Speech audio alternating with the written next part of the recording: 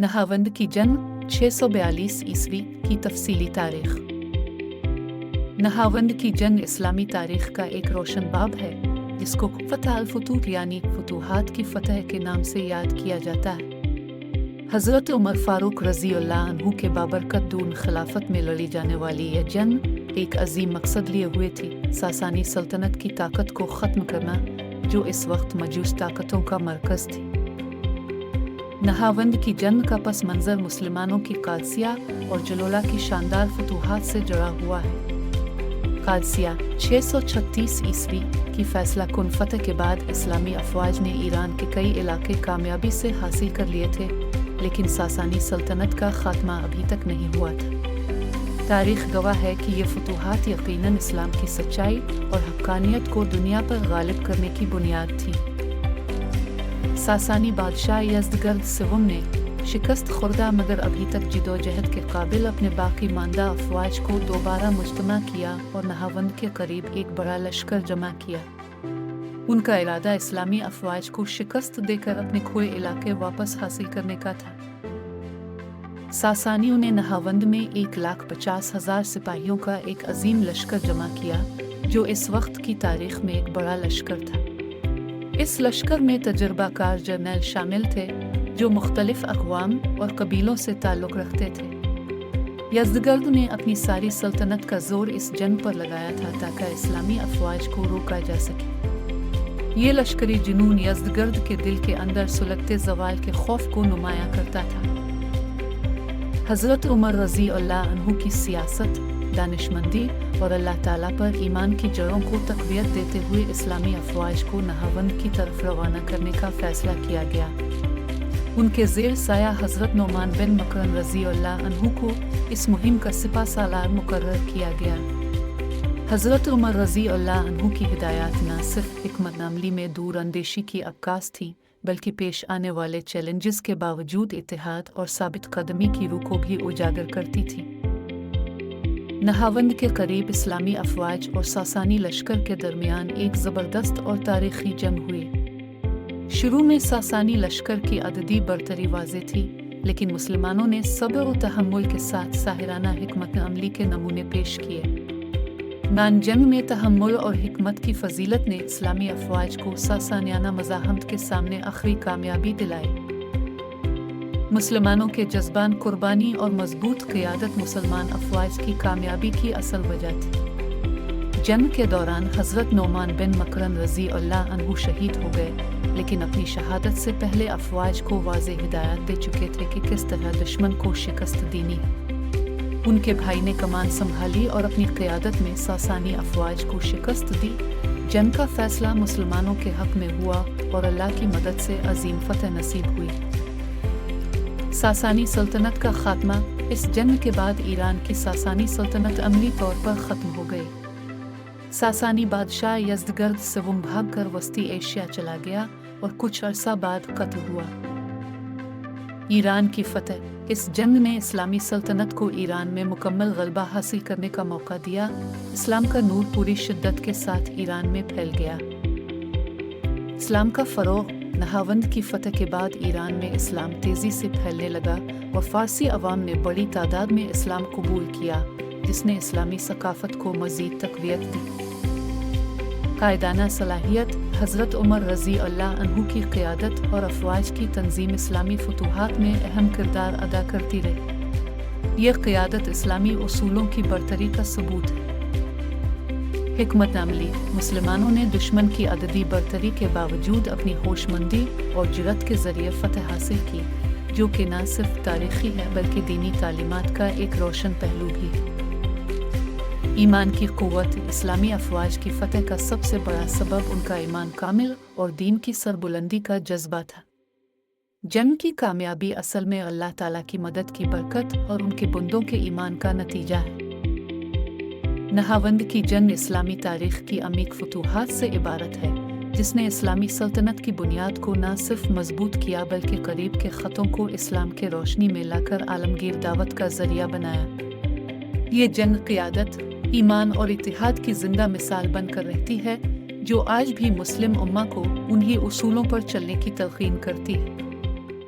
कुस्तुनतुनिया के 2 अरब मुहासरे 6744678 और 717718। तारीख का एक दिलचस्प बाब कुस्तुनतुनिया के 2 अरब मुहासरे हैं, जो खिलाफत अमूये के दौर में इस्लामी फतूहात के अहम तरीन वाक़यात में से शुमार होते हैं। कुस्तुनतुनिया बाज़ंतैन सल्तनत का अजीम अलशान दारुल हुकूमत इस्लामी खिलाफत के लिए स्ट्रेटजिक और नज़रियाती तौर पर निहायत अहम था।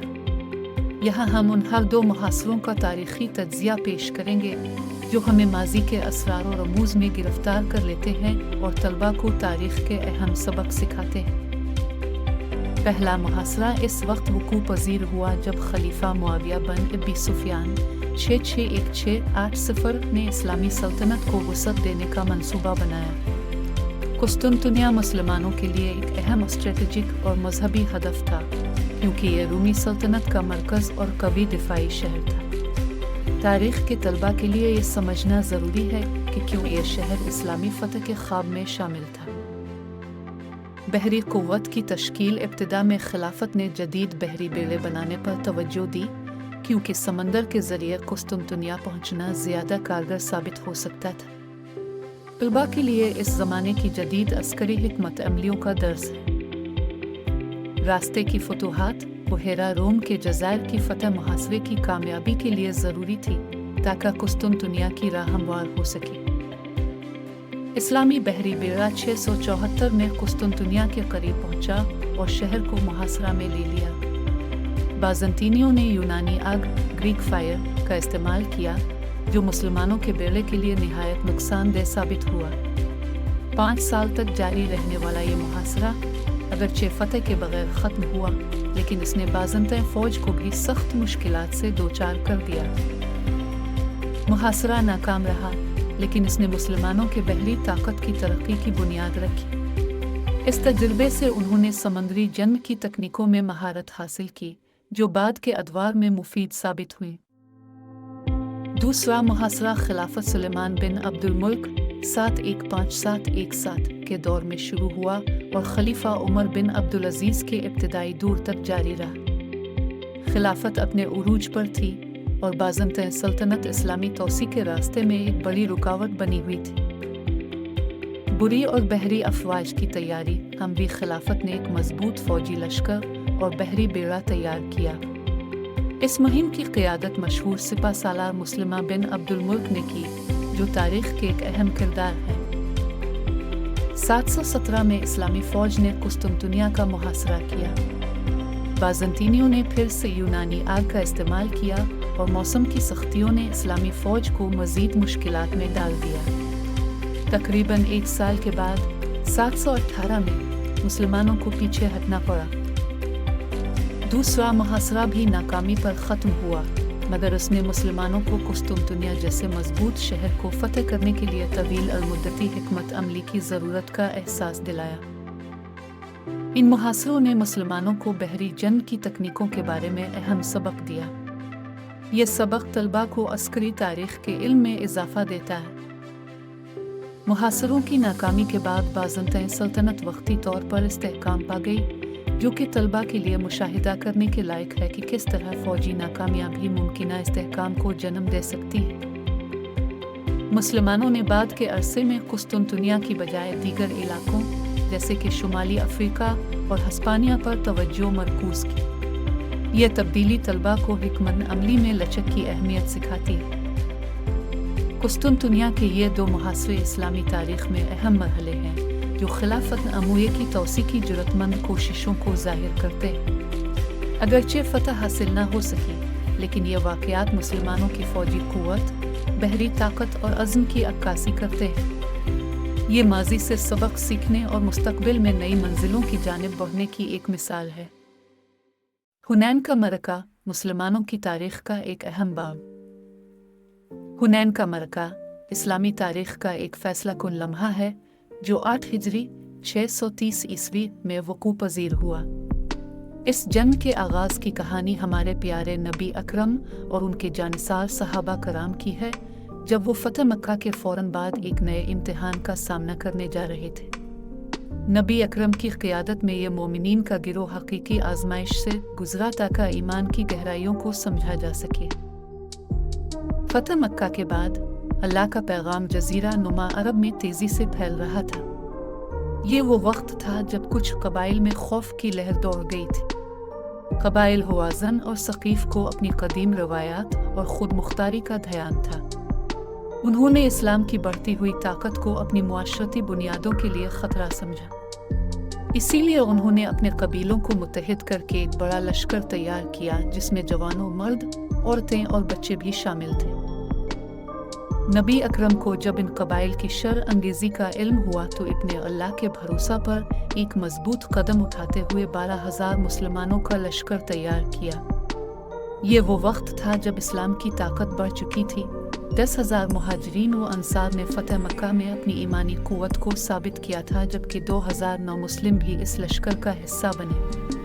یہ لشکر اپنے حجم کے لحاظ سے اسلامی تاریخ کا سب سے بڑا لشکر تھا، جو دکھاتا ہے کہ اللہ کی راہ میں مخلصانہ جدوجہد کیسے کامیابی کا ضامن بنتی ہے۔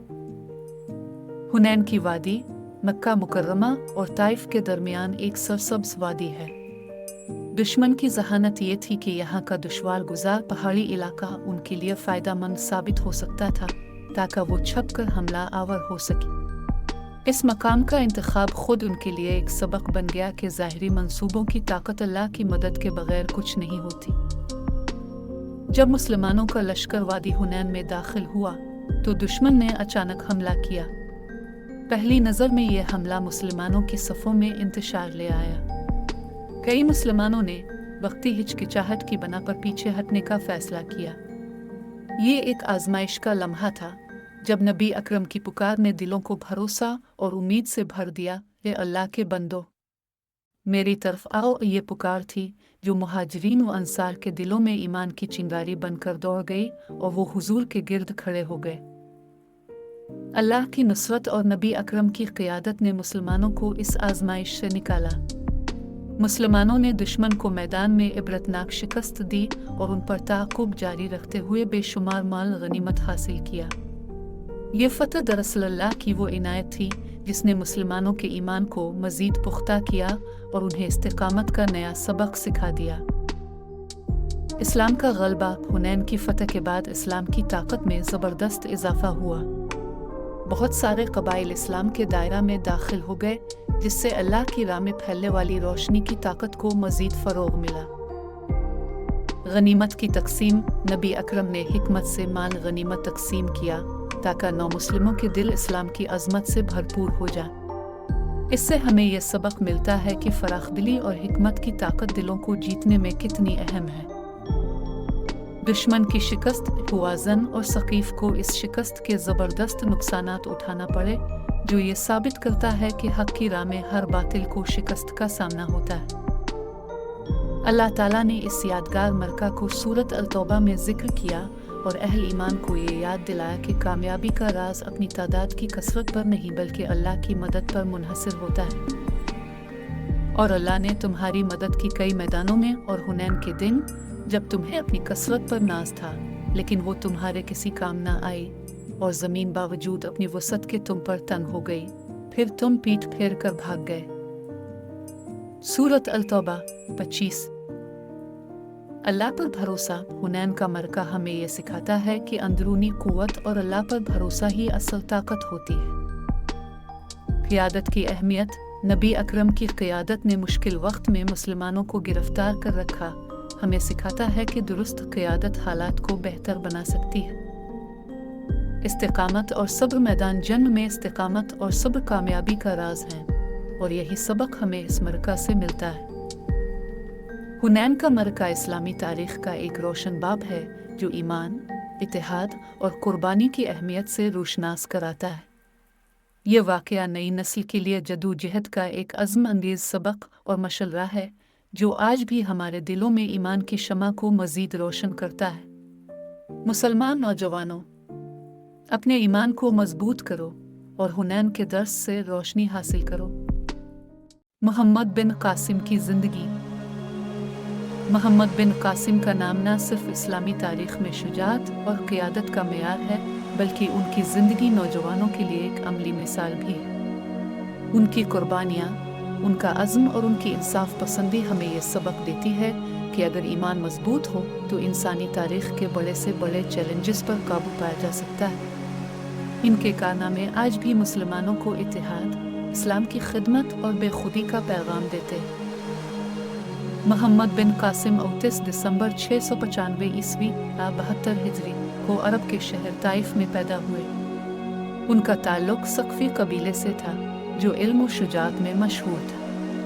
ان کے والد قاسم بن یوسف ایک تجارت پیشہ انسان تھے جنہوں نے اسلامی اصولوں کے ساتھ اپنی زندگی بسر کی۔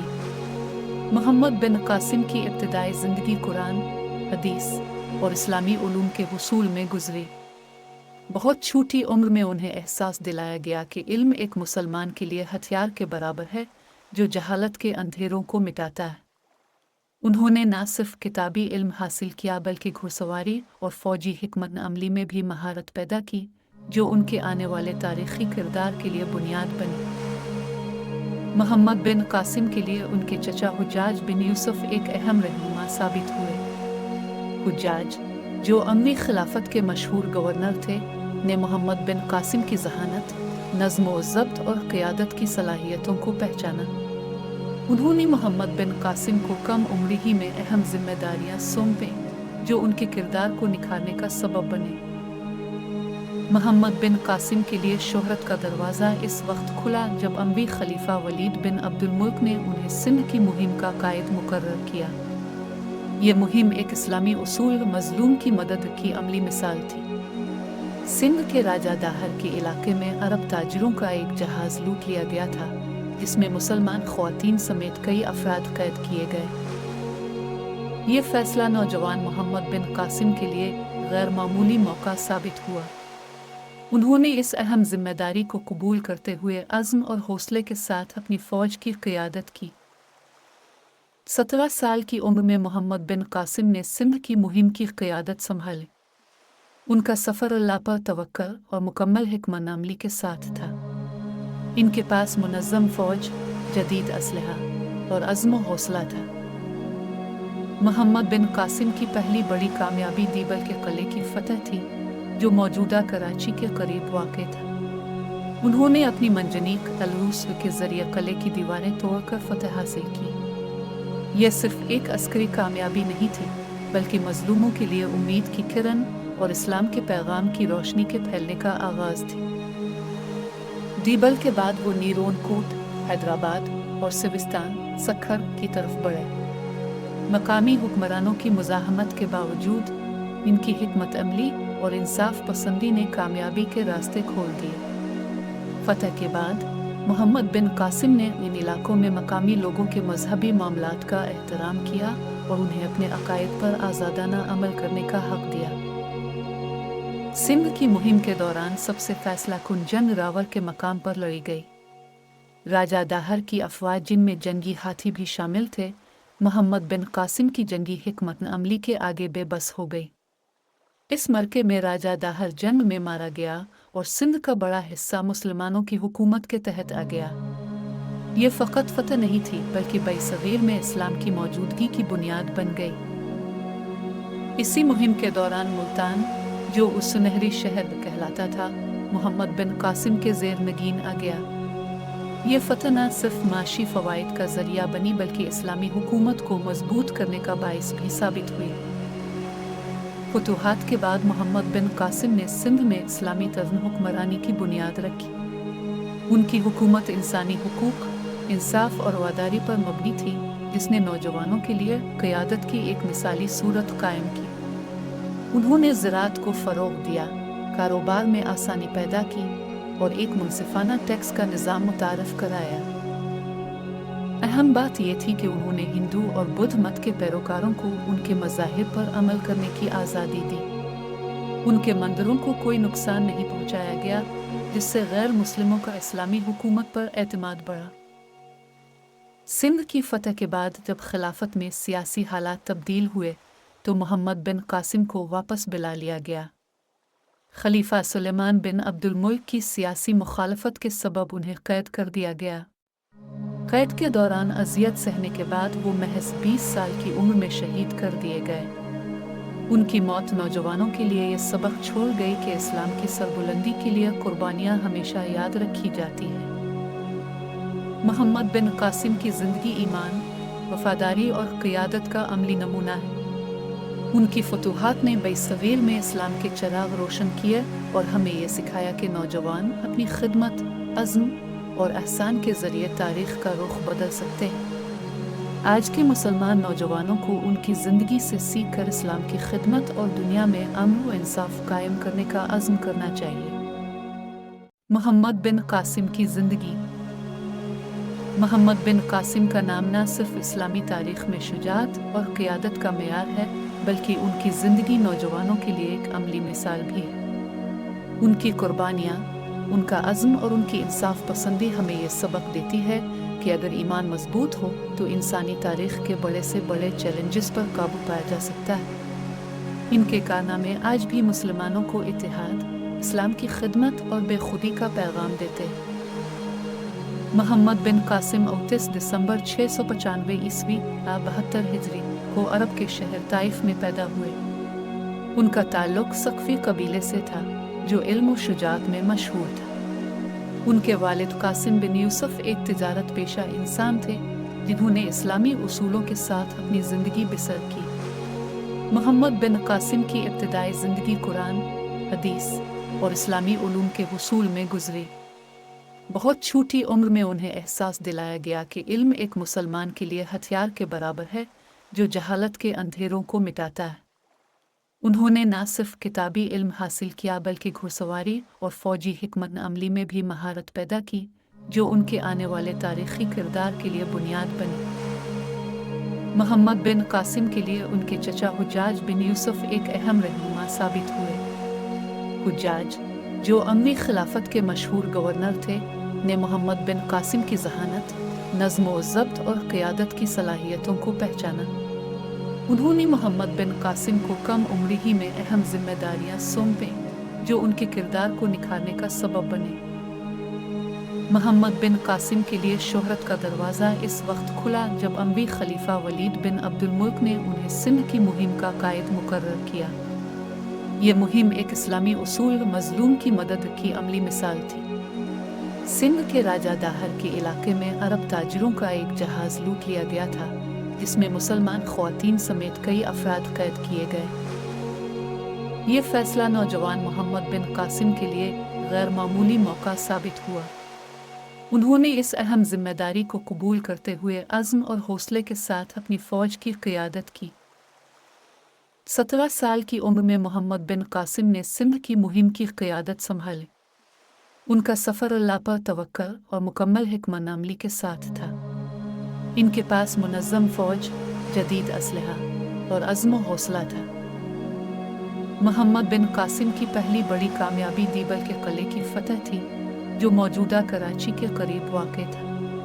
उन्होंने अपनी मंजनीक अल-रूस के ज़रिए किले की दीवारें तोड़कर फ़तह हासिल की। यह सिर्फ एक अस्करी कामयाबी नहीं थी, बल्कि मज़लूमों के लिए उम्मीद की किरण और इस्लाम के पैगाम की रोशनी के फैलने का आगाज़ थी। दीबल के बाद वो नीरोन कोट, हैदराबाद और सिविस्तान, सखर की तरफ बढ़े। मकामी हुक्मरानों की मुज़ाहमत के बावजूद इनकी हिकमत अमली और इंसाफ पसंदी ने कामयाबी के रास्ते खोल दिए। फ़तह के बाद मोहम्मद बिन कासिम ने इन इलाकों में मकामी लोगों के मजहबी मामलात का एहतराम किया और उन्हें अपने अकायद पर आज़ादाना अमल करने का हक़ दिया। सिंध की मुहिम के दौरान सबसे फैसला कुन जंग रावर के मकाम पर लड़ी गई। राजा दाहर की अफवाज, जिनमें जंगी हाथी भी शामिल थे, मोहम्मद बिन कासिम की जंगी हिकमत अमली के आगे बेबस हो गई। इस मरके में राजा दाहर जंग में मारा गया और सिंध का बड़ा हिस्सा मुसलमानों की हुकूमत के तहत आ गया। ये फ़कत फ़तह नहीं थी, बल्कि बरसग़ीर में इस्लाम की मौजूदगी की बुनियाद बन गई। इसी मुहिम के दौरान मुल्तान, जो उस सुनहरी शहर कहलाता था, मोहम्मद बिन कासिम के ज़ेर नगीन आ गया। ये फ़तह न सिर्फ माशी फ़वाइद का ज़रिया बनी, बल्कि इस्लामी हुकूमत को मजबूत करने का बाइस भी साबित हुई। फतूहात के बाद मोहम्मद बिन कासिम ने सिंध में इस्लामी तर्ज़ हुक्मरानी की बुनियाद रखी। उनकी हुकूमत इंसानी हुकूक, इंसाफ और वफ़ादारी पर मबनी थी, جس نے نوجوانوں کے لیے قیادت کی ایک مثالی صورت قائم کی۔ انہوں نے زراعت کو فروغ دیا، کاروبار میں آسانی پیدا کی اور ایک منصفانہ ٹیکس کا نظام متعارف کرایا۔ اہم بات یہ تھی کہ انہوں نے ہندو اور بدھ مت کے پیروکاروں کو ان کے مذاہب پر عمل کرنے کی آزادی دی۔ ان کے مندروں کو کوئی نقصان نہیں پہنچایا گیا، جس سے غیر مسلموں کا اسلامی حکومت پر اعتماد بڑھا۔ سندھ کی فتح کے بعد جب خلافت میں سیاسی حالات تبدیل ہوئے تو محمد بن قاسم کو واپس بلا لیا گیا۔ خلیفہ سلیمان بن عبد الملک کی سیاسی مخالفت کے سبب انہیں قید کر دیا گیا۔ قید کے دوران اذیت سہنے کے بعد وہ محض 20 سال کی عمر میں شہید کر دیے گئے۔ ان کی موت نوجوانوں کے لیے یہ سبق چھوڑ گئی کہ اسلام کی سربلندی کے لیے قربانیاں ہمیشہ یاد رکھی جاتی ہیں۔ محمد بن قاسم کی زندگی ایمان، وفاداری اور قیادت کا عملی نمونہ ہے۔ ان کی فتوحات نے بیت صغیر میں اسلام کے چراغ روشن کیے اور ہمیں یہ سکھایا کہ نوجوان اپنی خدمت، عزم اور احسان کے ذریعے تاریخ کا رخ بدل سکتے ہیں۔ آج کے مسلمان نوجوانوں کو ان کی زندگی سے سیکھ کر اسلام کی خدمت اور دنیا میں امن و انصاف قائم کرنے کا عزم کرنا چاہیے۔